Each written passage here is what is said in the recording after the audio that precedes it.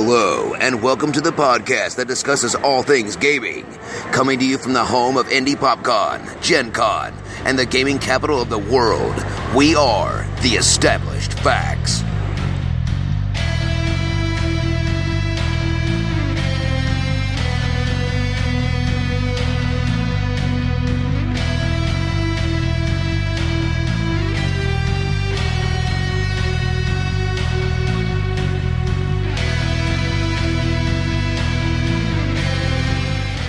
Hey everybody, welcome to episode 200 of The Established Facts. Yay! Yay! We are the only people excited about 200 episodes of podcasts. Like 5 people out there. Yay! Thank you. We are live at PopCon 2019. That's right, we are live here at PopCon Indy 2019 in the food court on the live podcast stage. And before we get into our discussion, let's go ahead and go down the table. We'll start on the opposite end of where I am and just come right back down to the good-looking side of the table. Oh. I mean, you're way better looking than Josh did. Yeah, okay. This is Josh. Thank you. This is the Chief Medical Officer, Dr. Deb. Hello, true believers. I'm Lance. I'm Avital. And I, of course, am your host, Big Don. Now, for some of our visitors who have never heard of The Established Facts, that's us. Welcome to our podcast. We are normally a round table discussion podcast, but we're more of a rectangular table discussion podcast. We're just stretching the term. We're a line of people with microphones who have opinions and want to talk to you about those opinions. So, normally at the top of our episode, What do we talk about, though? What? What kind of podcast are we, Don? We're an internet podcast That's not what I meant. with people on it Also not what I meant. that talk about gaming. Gaming! There you go, okay. That's right. All things gaming. All things gaming. That's right. We are an open channel for gamers and those who have an empathy and passion for said subject matter. Anyhow, so on this episode, of course being 200, we have chosen to revisit episode 1 of The Established Facts. Now, for those of you who may be listening to The Established Facts for the first time, episode 1 was recorded, I believe, in the month of July of 2011. Yep. Yeah. Yeah, we have no other better hobbies than to do this for 8 years. Anyhow, Or what other hobbies we do have, we just use this platform to talk about it. That's it. Pretty much. So, on episode 1 and episode 200, our versus topic discussion is going to be, is going to be about house rules in games versus written rules in games. Now, as we usually do at the top of our episode, let's go ahead and define those terms. So house rules are going to be rules such as in Monopoly, when you land on free parking, you get all the money in the middle. Those sorts of rules for, obviously not just Monopoly, but other games in general. Things that you come up with in your household that make a game more fun, make a game more streamlined, or just easier to play, perhaps. So those will be our house rules versus, the rules that are play tested thousands and thousands of times, usually that are written down in a book, that are nicely published and printed on pretty paper with pictures that game developers spend years and years trying to actually work out, that we normally ruin with house rules. So, yeah, absolutely. So, I'm going to go ahead and start down. I don't want to do that. Lance, leave my mic alone. So, I'm going to go ahead and start down at the end of the table where Joshie is, and we'll just go down the row. And like normal, are you pro house rules or pro written rules? In the majority, I'm written rules. Okay. Deb? I think I'm going to be a fence sitter. Oh no. I think Nobody likes a fence I'm going to be the fence sitter. I am. usually We written got one rules. person on the audience that likes to sit on fences. Yes, hey, it's a personal choice. We do not judge. But most of the time written rules, but there are times when I think house rules clean it up and get things more efficient and moving on. Otherwise, we're camped out for like an hour and a half on something that we could get through more like a half an hour. So I'm going to sit on the fence. Okay, Lance? House rules. Avital? The fence is comfy. It like I wasn't already going to be sitting on the fence. I'm gonna say both.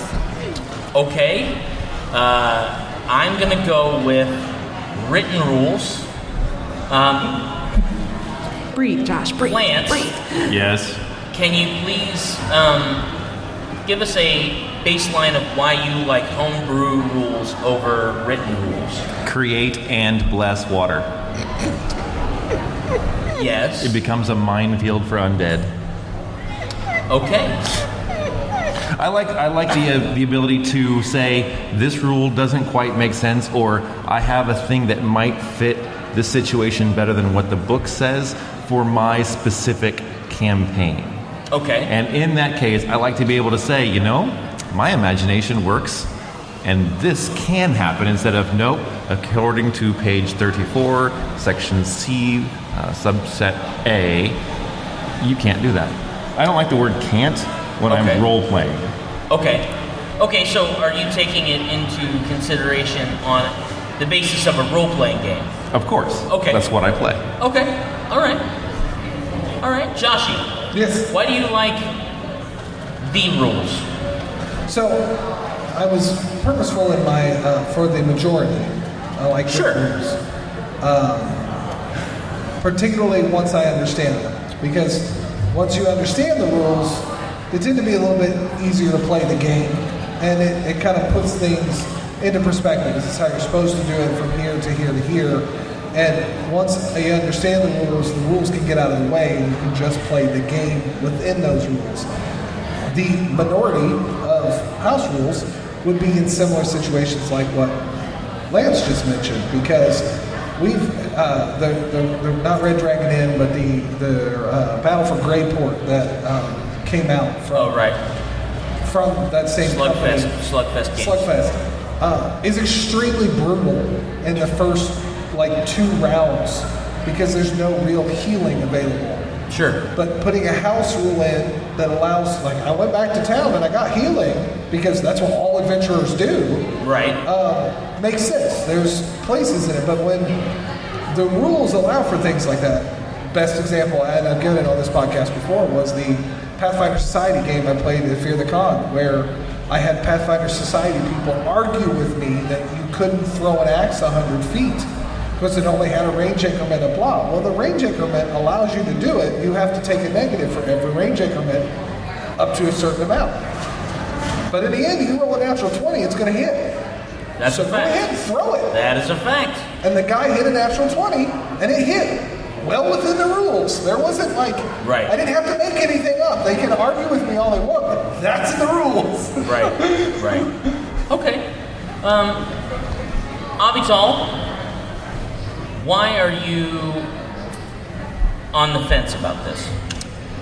Because I think that without the rules as written for whatever game you're playing, whether it is a role-playing game or a board game, there isn't that base of this is how it was originally intended to be played, even though I do think that a lot of times house rules can make your personal play more enjoyable. Okay.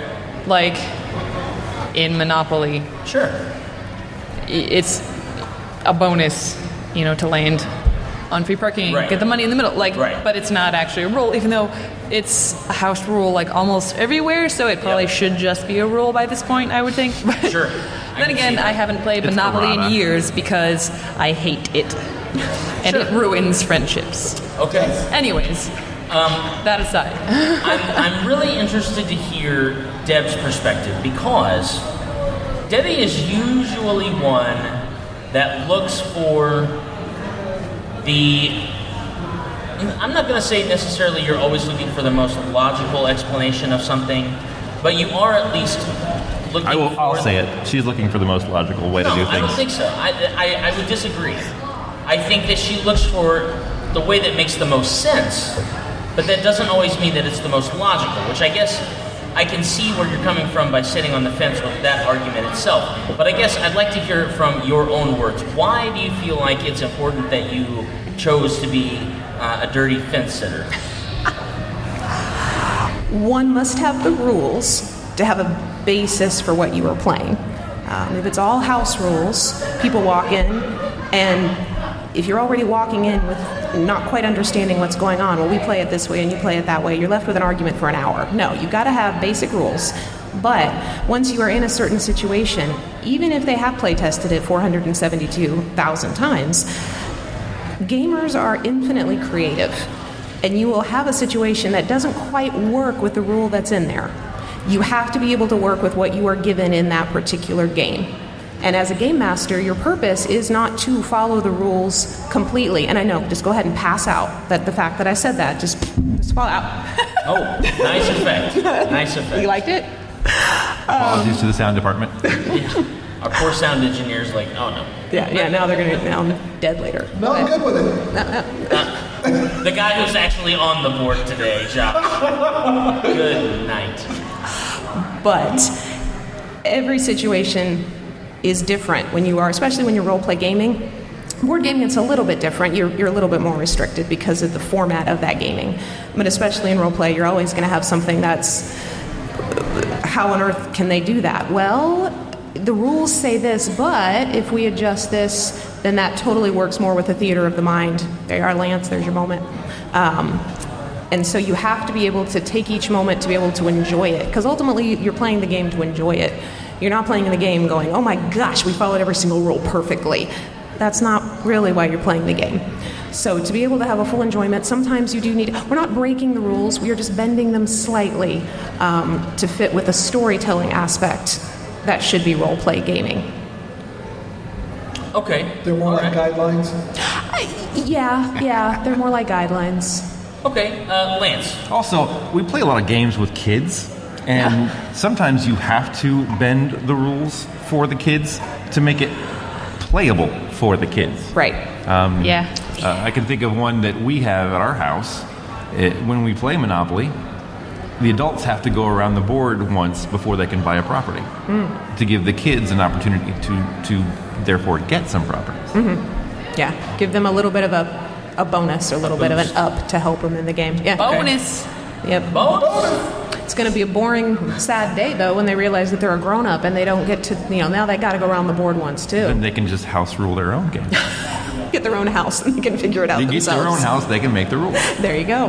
So I guess my follow-up question then, and open to the table, do you feel like the elimination of rules or the suspension of rules still falls within the realm of house ruling?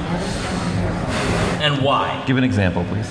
Well, you just brought up... Okay, so I will give a perfect example. My boys and I love to play King of Tokyo. And if you're not familiar with King of Tokyo, it is a yellow game. That's the name of the game company. You play a monster or a kaiju in Japan, and you are trying to destroy Japan and become the king of the monsters, or the king of Tokyo. And it's a player elimination Yahtzee style game where you roll dice to do so. There are certain powers that you can purchase through the game by collecting energy cubes that give you like an extra head, a spiky tail, fire breath, or do different one-off effects that work immediately and then you discard. When I was teaching my boys the game, one of the things I did was I suspended the powers from the game because my kids were still learning how to read. And I thought, to make the game more streamlined and easier to learn the base mechanic of rolling the dice and choosing what dice they wanted to keep and what dice they wanted to re-roll, which is the principal mechanic of the game. I said, okay, well, we're not going to play with the powers. We're just going to be big monsters battling it out in the city. So we just set the deck aside, which is a suspension of the base game rules. Now, when we play it now, we do play with the powers because they have sense played it and understand how the game fully works, and they really want fire breath, and who doesn't want fire breath? But that's my question is, do you feel like suspending the rules, not necessarily changing the rules for every time you play, like most people might play a game like Monopoly, I know we keep using that, but that, in my opinion, that is probably the easiest understandable game that people use a vast majority of house rules versus the root rules of the game to actually play that game and not table flip it halfway through. So do you feel like suspending the rules is the same as, say, adding a rule where you can get money by landing on free parking or something along those lines? Like, do you understand my question? Yes. Yeah. What do you guys think? I believe removing of the rules is still changing the rules. Therefore, it is a house rule. I'm not saying it's a bad or worse thing. It's just, in the end, you are changing the rules by modifying them in any way. So I'm okay with it. Okay. Because, like you said, you're teaching your boys to play that. Teaching my girl how to play poker, we don't play with money at the beginning. Sure. So she can learn what the hands are and Sure. how to manipulate, how to plan for, how to strategize the card game. Then afterwards, I'll take all of her allowance. But not until then. Yeah. Okay. What is an example that you can think of individually across the panel? What is an example that you can think of a game in which you have added a house rule and it has made the game, and this is not just in role-playing, but in board gaming as well, a house rule that you may have added to a game that truly has allowed that game to be more enjoyable for everyone at the table? What is an example you might be able to think of a game that you've done that for? A Monopoly did come to mind again. And it's not the free parking one that I've played the free parking variant, and now I've even played the up for auction actual rule that I didn't know existed. But before the Lord of the Rings variant of Monopoly came out, I had heard about the concept of having a marker on the board that was every time a 1 was rolled, it would move a space, and then once we got to the end, that was the end of the game. The person with the most money and properties wins the game. That sounds great. Right, and I love the idea behind that because I don't mind the added pressure of the timer, because for one, we're playing it wrong. When I found out about the auction later, I know that shrinks that game time in half. Yeah. But I still don't know what you're talking about. With the house rule of you could just decide not to buy property and come back and buy it later. Right.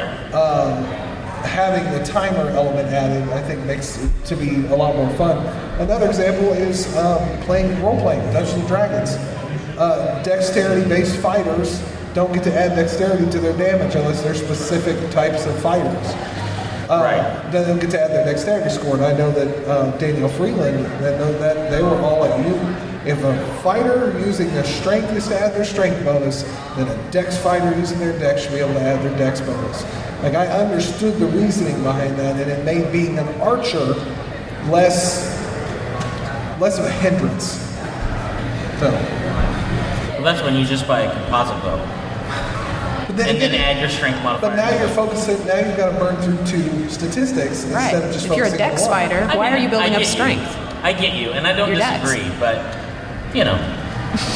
Except you composite disagree. longbow, that's all I'm saying. Just composite longbow. I'm just giving the arguments because now that I've played Pathfinder where that's not a thing, when you find out good archers as they get better and better, they don't need those bonuses. No, not in any way, shape, or form.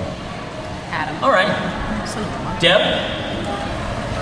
I'm literally trying to seek my breath. Okay, now I've got it. I was like, I've got it, but it's 4 hours of sleep, not good. Okay, so it was a board game. Again, I'm seeing a lot of board game theme here. Called Formula D, and it's a board game, but it's a racing game where each person has their own race car, and you are going around a track. You're trying to win, obviously, but you can make adjustments as to what gear setting you're in. And so you can decide if you want to go crazy and go for 6th gear, but then you might crash into the wall. Anyway, there's some strategy to it. There was a particular rule that we argued. I lost track because we argued it for days. Because my brother Tim argued it one way, and then my other brother argued it the other way, and I was about ready to just burn the game. And when we did finally, because in the rules, it actually did not clarify it. That's another reason why house rules can be vital. If in your book it actually does not clarify this particular need, you got to make a house rule. Like, you got no choice, which is what happened in this case. I believe it had to do with a slide gear shift rule. Could you adjust your gear shift in the middle of a turn? Because, and this was the important part, if they could, then that meant that the person wasn't going to take damage and they would not be out of the game. But in this case, if they couldn't adjust it, then they were going to go into the wall and they were going to wreck. So it was important for that principle. And we all read that rule book 6 times and it wasn't in there. So we finally made the decision that you're a good enough race car driver if you're racing in Formula One, which is what this is based off of. If you need to make a gear shift in the middle of a turn, you're going to make the gear shift. I mean, hello. So we finally said, yes, you can make a gear shift in the middle of it because you're that good. I apologize for correcting, but it actually had to do with running up on somebody. Okay. And whether or not you could pass them or... the gear shift was another argument. We had 2 arguments on that game. That's awesome. The gear shift thing was you could shift in a particular... The rules do state you can shift up or down 1 and take damage. Up or down 1 and you're fine. Any more, you take damage. Okay. When you guys came up on the back end of another racer, there's like you compete as to who gets what, and it ultimately cost somebody the race. Yeah.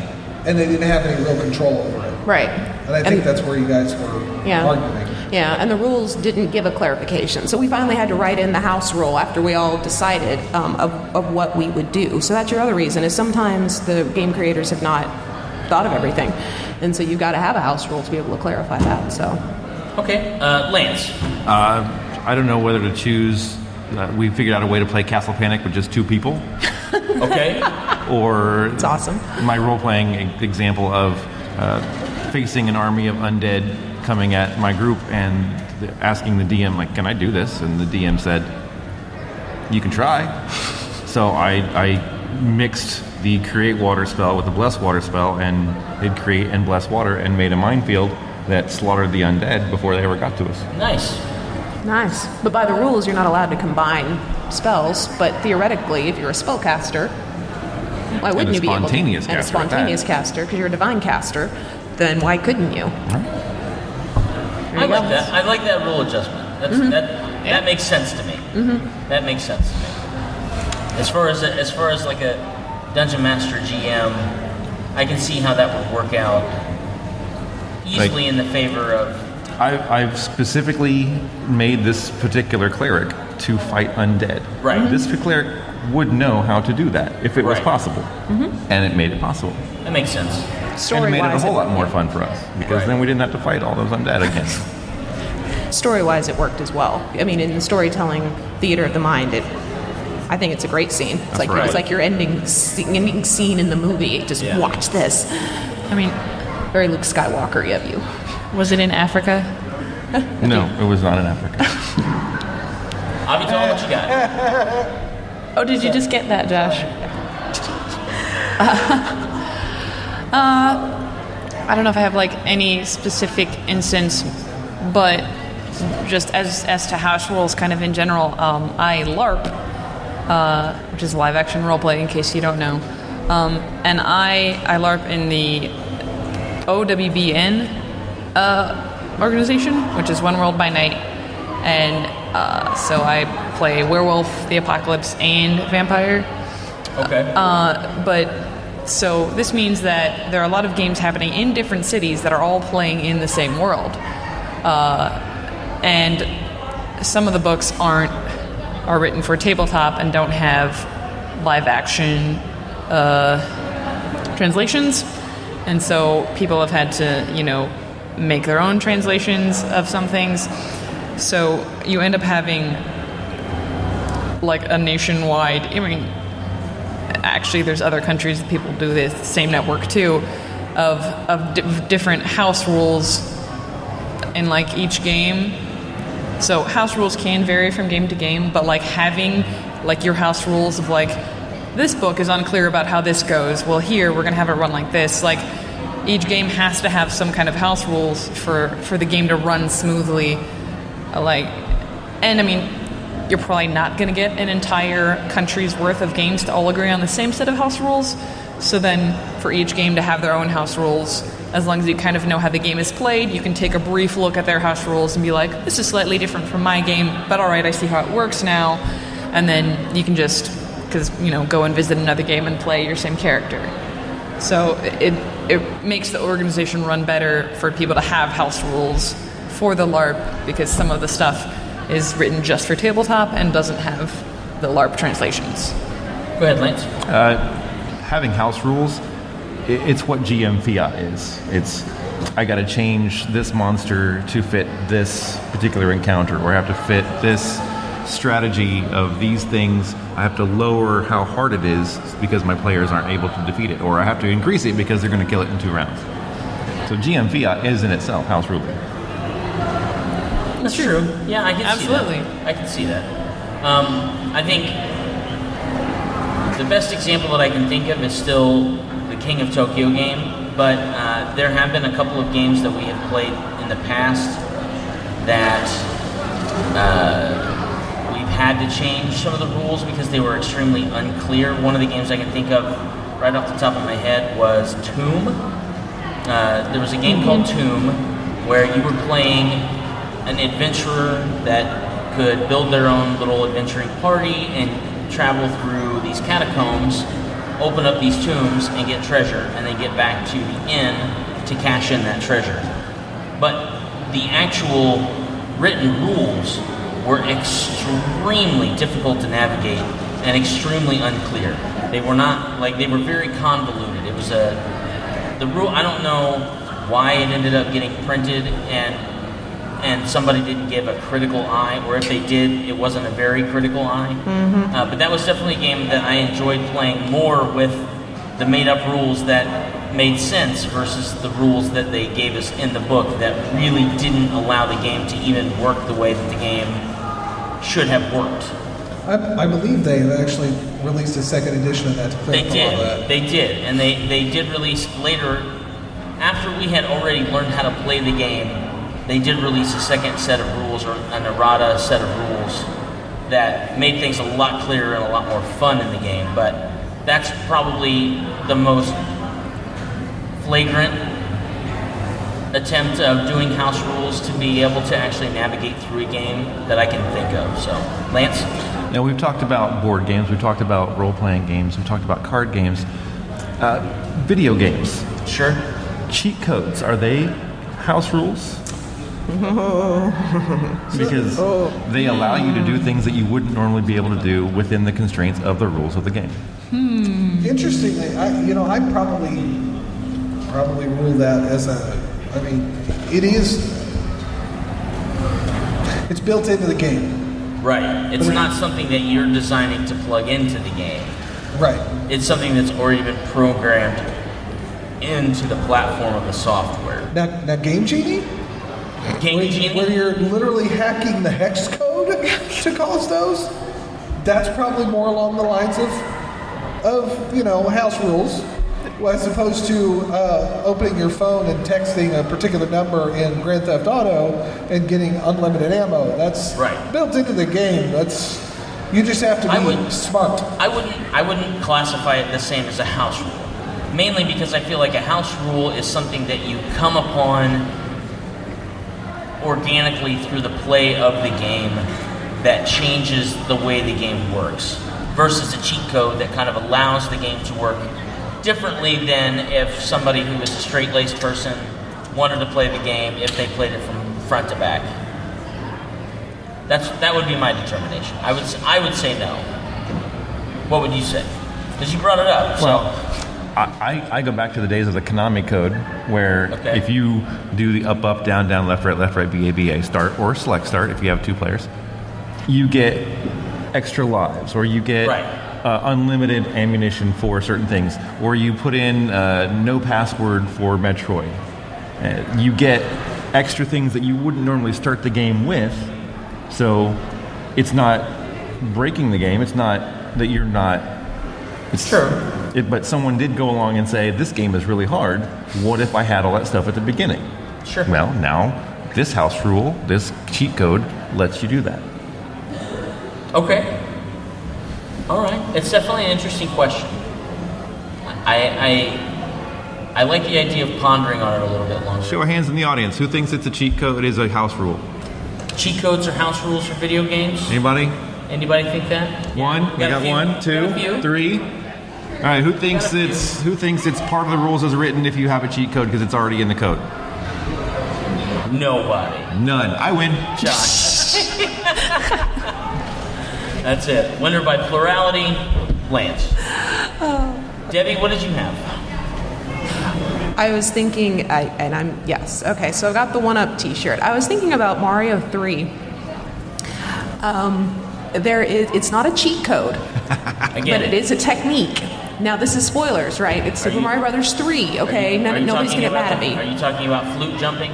No, I'm not talking. Nope. Okay. Not flute jumping. No, this one she blew my mind with. I didn't even know it existed. Yeah. Go for it. So, the easiest way to beat Bowser at the end of Super Mario Brothers 3. That's your spoiler warning. You get the P-Wing, and the final point where you go into his domain, because you get through the whole level and then you get there, you immediately fly up on the left side of the screen. It looks like a wall, but you can fly up to the top of it. You fly to the top of it, you walk over to the left, don't fall off. Walk back over to the right, you go back down into his area. He now has no fire. Wow. Yeah. No, he sits there and you hear the sound effect of him blowing fire, but there's no actual fire. Wow. All you have to do is avoid him stomping on you, and you win. That's a heck of a hack. There is no cheat code. It's something that's already in there. The P-Wing's already in there. All I have to do is fly. That's all I got to do.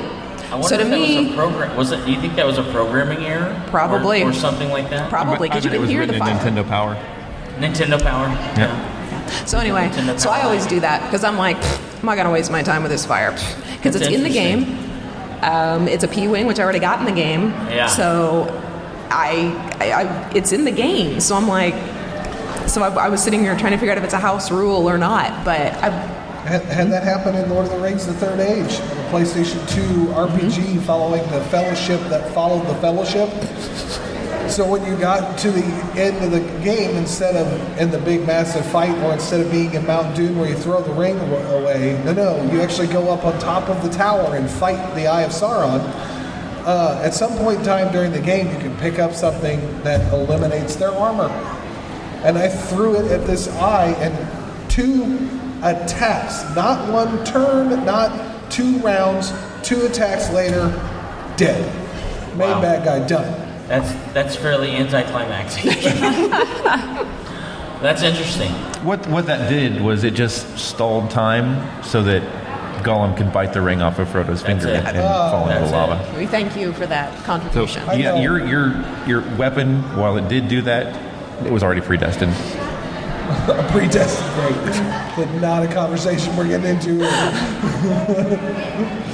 So I think if it's in the code, and you're not adding it to it, I think it's the rules because it's already in there. Everything you need for that is already in there. It just You're makes just you using crafty. it. You're just using what you got. To me, Don, that's how many times have you used sneak attack in situations like? How many times have you had to argue that you had the advantage to get sneak attack? Well, I know my rules for sneak attack like the back of my hand, so it's a fairly convincing argument. But, I mean, again, I don't know if I would consider that to be a house rule thing, as it is just an observance of the condition that you're in. If I'm a rogue, and I have a backstab ability or a sneak attack ability to deal precise damage, and the condition of being able to do so is that I have to catch you flat-footed or be considered without having your dexterity bonus. And one of those conditions could be that you are either A, in melee, or B, are being flanked.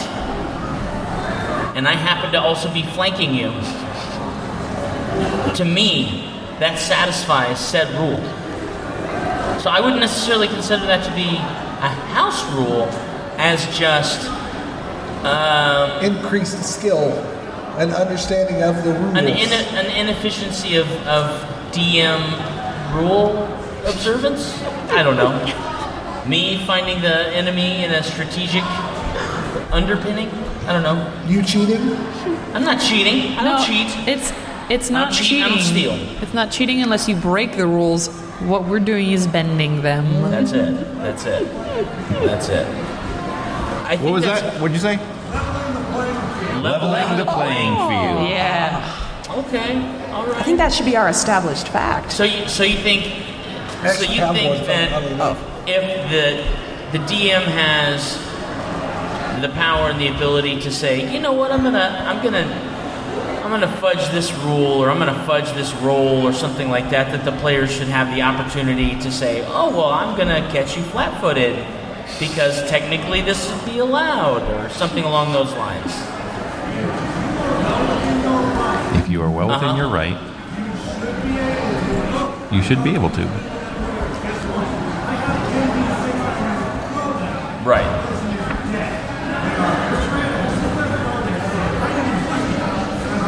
I like what he's saying. So basically, what this gentleman is saying. Sorry, if you were not able to hear that, what this gentleman is saying in a nutshell is if you can justify the condition to gain the advantage, then you should be granted the advantage. Is kind of in a nutshell what you're saying. Sure. Yeah. Right. As long as a player or a GM, I totally agree. As somebody Go for the story. Who is a storyteller, over the rules. Most of us at the table have had an opportunity to run a story or run a dungeon or something like that. And that makes a lot of sense. If you are running a game and you have a player that is extremely clever and they're able to manipulate the situation to gain said advantage, I agree with you, sir, that as a GM you should then recognize that and give them credence to be creative in what they're doing. But Rewarding good role play. Absolutely. Yes. I think also players should have a little bit of forgiveness for the thematics of what a dungeon master or a game master has to go through, because if it makes better sense in the narrative for A, B, and D to happen instead of A, B, and C, I think that it's also the responsibility of the players to allow for that comfort in the GM seat, in my opinion. And I'm getting affirmation from the audience. Fair and balanced. Absolutely. Yes. That's exactly where the other thing that I think players need to keep in mind, both having been on both sides of the screen, is that players want game masters to allow you to justify, and okay, you justify your advantage, you have your advantage. But understand that the game master, in the rules, can justify and say he has the advantage. Absolutely. It's like to the point where it says, ultimately, whatever the game master says is true. Now, don't be that guy that's like, well, you didn't kill him because I said so. But if you're clever, the game master's going to remember that. It might just be as clever as you. Yeah, I can definitely agree with that. I think that's a really good sentiment. Lance.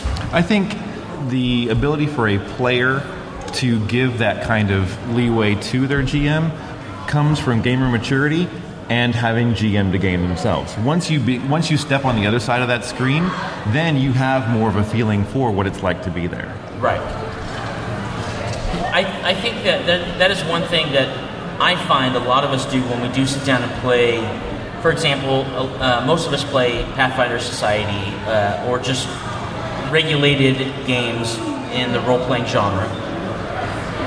And though we have qualms about certain rulings and things like that, especially when it comes to character creation, there are definitely times when we have had really good GMs who have allowed for the creativity of us as players at the table. And I really respect a GM, because I'm one of those kind of GMs that will allow, even if what I had in mind is not what is happening, you have to be flexible to cater to what is actually going on. Because as a GM, as a game designer, in general, I think you have to be flexible for the way people are going to play your game. Now, obviously, there is a purpose for the rules, there's a purpose for the structure, and the structure is what makes the game work 9 times out of 10. But unfortunately, no game, in my opinion, is infallible. There are going to be circumstances that might be, conditions to change something or do something different. Joshie, did you have something? Well, no, I realized what time it was. Okay, that's good, because I already saw the time on the board that's right next to me, and I was just trying to wrap up. But thanks for...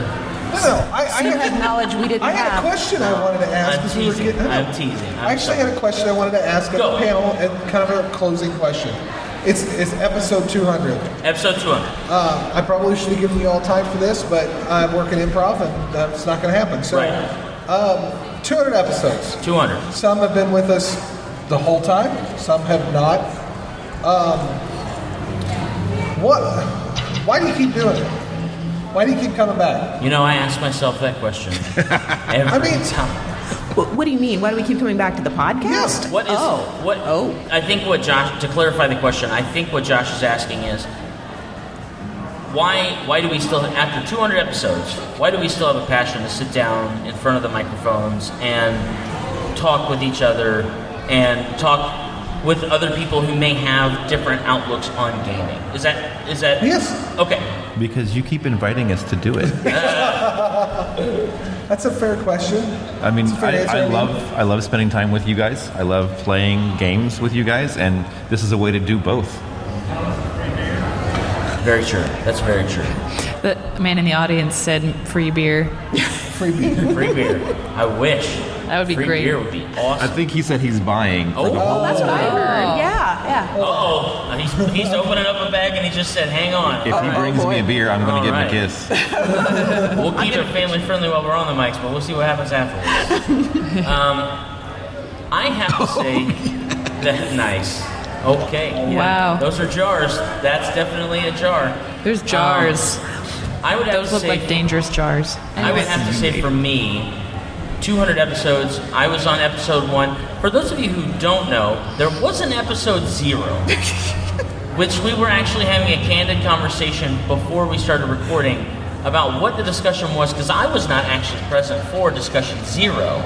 But I thought it would be funny if we can figure out what it was for us to actually do a real recording of at least the subject matter of that episode, of what could have been that episode. What could have been episode 1. The origin story of the podcast. That's it. But I think that for myself, out of 200 episodes, I've been on most of them in some capacity or another. And what continues to bring me to the microphone are probably a few different things. One, as Lance said, and I totally 100% agree, it's an opportunity for us to get together as friends and as gamers and talk about things we're passionate about. I didn't ever, to be honest, foresee that we would be at 200 episodes. I'm pretty sure at episode 50, we even joked about how are we going to continue, when are we going to stop? And, 8 years later, we're still doing this. So I think it's really cool. I think it's really interesting that we continue to come up with creative content, at least for ourselves, to talk about. But that's kind of what continues to bring me to the table, is the idea of someone who is kind of a natural inspirer, or someone who likes to be an inspirer of people, being able to sit down and have our discussion, I feel like opens the doors for other people to go, yeah, that's not something I've not really thought about, or maybe that's something that I'd be willing to try, or wow, that's a really cool outlook. I may not agree, but that's at least a different way of looking at it. I think those are the possibilities that really bring me joy and bring me the draw to want to continue to talk about this kind of stuff on the Established Facts. Deb? So as often happens, I agree with Don, but for a completely different reason. Hey! As often happens. I love coming back to the microphone because I love to learn. I love to learn. I'm just going to put a period there. It doesn't really matter what it is. I just always love to learn more. And so whenever we get around the mic, it's a chance for me to learn more about how my friends and the people around the mic think about gaming and think about that process, that social aspect of it. I always hear something that I hadn't heard before. But I also love the opportunity that maybe we could teach somebody out there, that one person that listens, of a way of doing something that maybe they hadn't thought of before, and it'll really help them out in their game. Or, hey, that would be really neat to try that. Let's do that for our next gaming session. To me, that's cool. We could teach and we learn from each other. So for my personality, that's fantastic. The Established Facts was started because there were a group of us who would get together every week or every other week. There was an idea. Half of y'all lived together. Half of us lived together when we started, I know. It was in our living room. And we would sit around in our lovely control center of multiple computers, or we'd sit in the living room. In our PJs. Usually with Mountain Dew. We would just talk about what's going on in our recent role-playing games or what we're seeing in the video game industry. And when the podcast kind of boom was initially kind of coming around, we knew some people who did podcasting. I was going to school for music technology. I was like, you know what? I've got the gear. Let's just record and see if anybody listens. It has now evolved into a way for us to express our opinions and share the experiences with each other's friends. Yep. And with new people, with new listeners, with new fans, not fans, judges, any and everyone that wants to listen to it. Whether there's the 94 people that are subscribed through FeedBurner or the 480-something that like us on Facebook. We love you all. We love you all. Don't sue us. Please don't sue us. I'm glad, and though I may joke, it's probably the second best use of my master's degree, followed only by using it at church. But to have the opportunity to use gear to increase my knowledge of technology and have fun conversations with you crazy people, 200 episodes have been worth it. I agree. How much longer we go? Who knows? Who knows? But we made it to 200. 201. One of these days we might actually make money doing this. Maybe. I don't know. That would keep me we're all going for at least amateurs. another 200 episodes. We are a negative 501c3. We are not non-profit. We are negative for profit. That's right. We are a 501c. My checkbook is negative. Avitor, as the newest person, I believe, on the podcast, we were just discussing this. Was it 3 years ago that you did your first recording with us at PopCon? My first recording was the very first PopCon, so that's... Was it the first one? Okay, Yeah. 6 years ago. Okay. 6 years ago. Wow. But I didn't, join the podcast until About a little bit after that. yeah, about 6 months later, maybe. Something like that, yeah. It, honestly, just kind of what Lance said, because you invite me to keep coming back. And, I like you people, and I like spending time with you and talking about gaming things, and if we're on a mic, then that's cool, too. That's pretty much it. So, yeah, that's pretty much it. And, it's a good time, and I get to do things that I wouldn't do otherwise, like things here at PopCon and other places. That's kind of a bonus. Mm-hmm. Kind of opened up different doors through... Yeah, we got to mod a panel with the Rui voice actors, that was awesome. and stuff like that. That was awesome. What? How did that happen? But Would you have found LARPs if you hadn't? So, I got in. My first role-playing game ever was at Gen Con in 2012, and Josh was there, and other people were there, and that led to my first long-term role-playing game, which was the Pathfinder game, and then that led me to LARP, which led me to meeting a whole bunch of other people, including my current boyfriend. So I wouldn't have ever met him if I hadn't started gaming. You're welcome. Right? Yeah. Right. So, Okay. it's just good connections all around. So, gaming in general and the podcast. Well, I'm going to go ahead and start wrapping things up. I have a fact also. if you Okay, have one. I do have one. Cool. I'll can let have you more do than yours one. first, but we're going to do a quick plug. For those of you who are here at PopCon, especially those of you who are going to be at PopCon for Sunday, we always like to do a big prize raffle at our booth. We are at booth 1056. That's 1056. We've got a bunch of prizes we're going to be giving away, including some PopCon Indy 2020 badges for next year, obviously, because it's 2020, and a couple of acting classes from our director, our improv director, Peter Spellows, as well, and a bunch of other really cool stuff. We may even have a pop that is signed by the one and only Jason David Frank, if I can get it signed before 3 o'clock tomorrow. So, 3 o'clock on Sunday, June 9th. Yeah, that's the right date. For those of you listening in the past, hello. 10:56. All you need to do to enter, there is no entry fee. All you need to do is come by our booth, show us that you've checked out our Facebook page or our Instagram, any of our social medias, our website, things like that. Subscribe to us. Come by our booth, 1056, for a chance to win a really awesome bundle of games and other really cool stuff. So, Joshy, why don't you go ahead and kick it off with your fact, and then I'll do mine. So our established fact from episode 1, which is what we revisited first, was house rules allow you to cheat legally. That's right. That's right. Yeah. Which I guess if we would have observed that fact, we might have answered the question that Lance had a little differently. Absolutely. I mean, that's where the conversation led last That's time. true. I don't know if it has changed from there, depending on what your fact is, but for me, I believe that there at least can be a partial modification to it, that house rules are the game genie for your game night. Nice. I like that.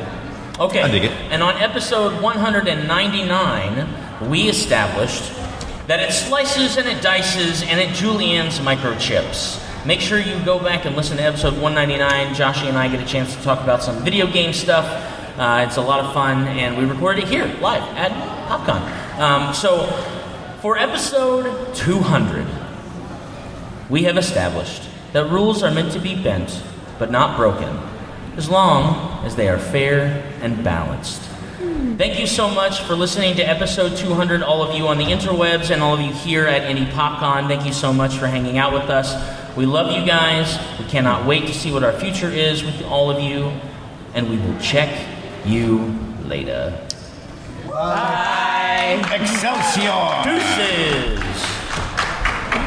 Please visit us at www.theestablishedfacts.com and our Facebook page, facebook.com/theestablishedfacts.